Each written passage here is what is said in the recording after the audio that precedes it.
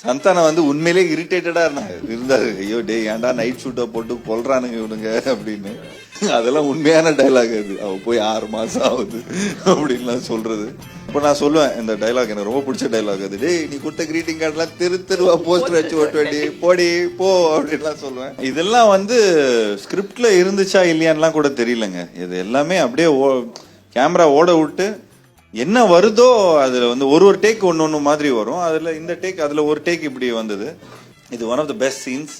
ஐ think அதுக்கு முன்னாடி ஒரு சீக்வன்ஸ் இருக்கும். அதுல அந்த லேண்ட்லைன் செல்போன் வச்சிருந்தா தான் உடைக்கிற, லேண்ட்லைன் வச்சுட்டும் உடைக்கிறியாடா அப்படிங்கிற மாதிரி இந்த மாதிரி ஒரு ஒரு ஒரு சீக்வன்ஸ் அது.